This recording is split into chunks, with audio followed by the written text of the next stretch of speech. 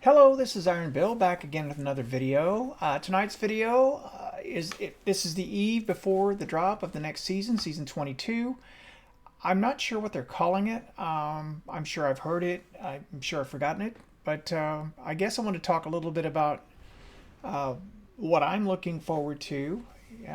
Also, I'm doing this now in this manner, letting some background stuff play because the servers are beginning to act up already, which is something that kind of happens every time Bungie preloads the game the day before, or anytime actually before they actually release the content. Loadouts are locked right now, and so it's funny how something that is relatively new to the game has so quickly become something you can't imagine ever living without.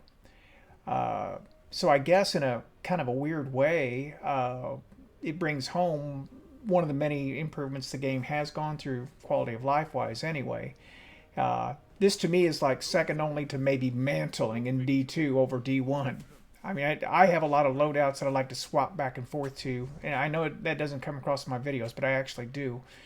I've got some PvP and PvE loadouts. I've got 10 different loadouts on my Warlock, and I could do 10 more, as a for instance. So, um, anyway, coming tomorrow, there are going to be big changes. There are big changes to crafting, big changes to weapons. Of course, there'll be more story.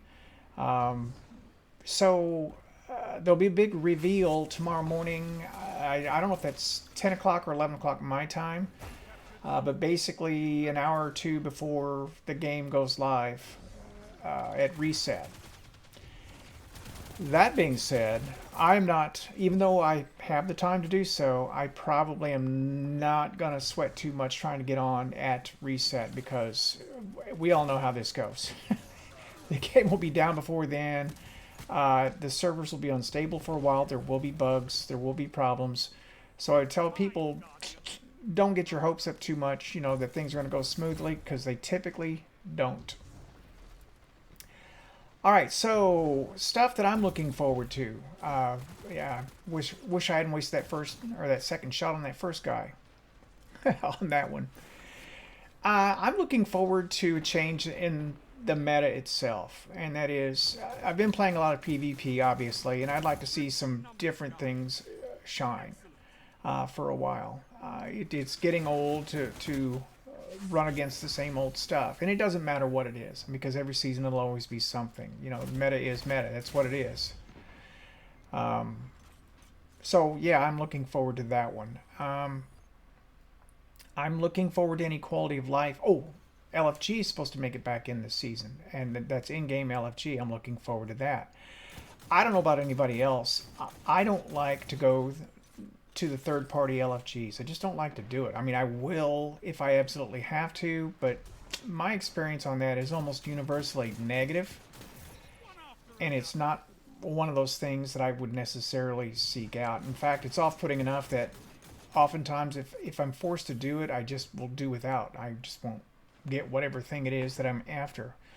But that's me as a solo player, and being mediocre. If you get into a group of people, and I don't know what your experience is like. Here's mine. Let's say I want to do a raid. Okay, I've not done the raid yet. I've not done the dungeon. Whatever the content is, I've not done it before.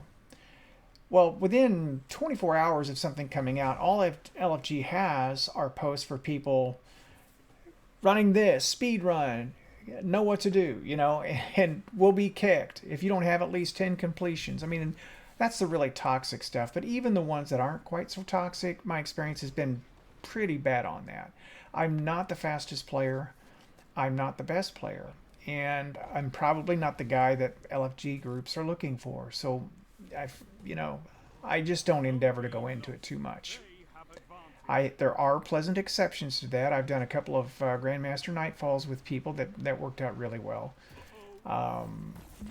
But for the most part, the strike if you know the Grandmaster. I mean, if you're doing a Grandmaster, so it's a little different than doing a raid, for instance, that you haven't done before. You don't know any of the mechanics. You don't know how groups typically do it, that sort of thing. So, in-game LFG, at least it smooths out the process, and people won't be able to kick you because you didn't know exactly what to do. I'm guessing. Now, it may be that they can, and I could be wrong about that, but I still think that's going to be a better experience than the third-party LFG for the most part. At least that's what I'm hoping.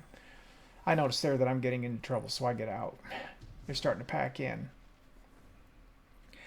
Other than that, I'm just looking forward to new. I'm just looking forward to whatever surprises there are. I do know that crafting is going to change a bit.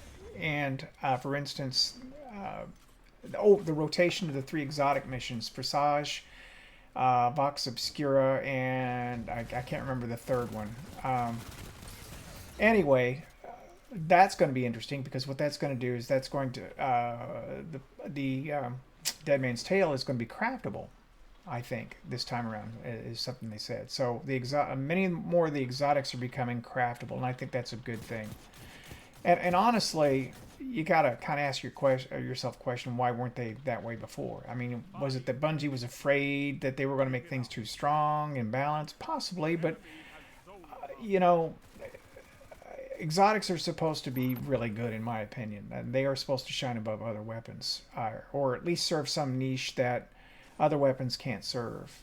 And you know, to make one stronger than a legendary, I'm totally cool with that. I was just waiting for that, and then I got, of course, hammered. I cannot figure out which super I like best on the Warlock. I know I didn't like that. Trying some different guns out there.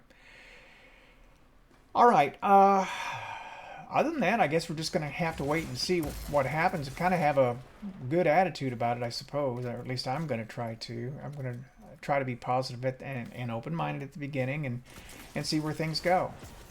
Yeah, I'm in trouble there, and I know it. If he chases, I'm done. Get out, re-engage. Get out, re-engage. You notice I'm trying the symmetry here, by the way. I hadn't played with this gun. I've been killed by it for a few times, and but Disjunction's a weird map, and a lot of angles that you can get taken from, and it's a long walk back if you die. And I'm never really good playing up the center. I can play sort of the inner edge or the outer edge. Shifting gears here, kind of drifting. It's getting late for this little guy. Oh, that's one of our guys. I hear him coming with the super. Wish I'd held on to that just a little longer. You can hear him coming behind me, can't you? Hear him? And always the second I turn is when they turn around and kill me. You know, they've got a shotgun and they're right on me and just waiting for me to do it. Anyway, I'm drifting here, and I think that really is about all I have to talk about. If you don't know, just in case you don't know, your loadouts are locked out right now. I suspect they'll be down for the rest of the night. That's why I quit playing tonight. I would imagine that things are going to get progressively worse in terms of connections, bugginess, so on and so forth until sometime tomorrow, so don't be shocked about that. Hopefully it'll all be worth it. And that having been said, this is Iron Bill, thanking you for watching, and I'm signing out.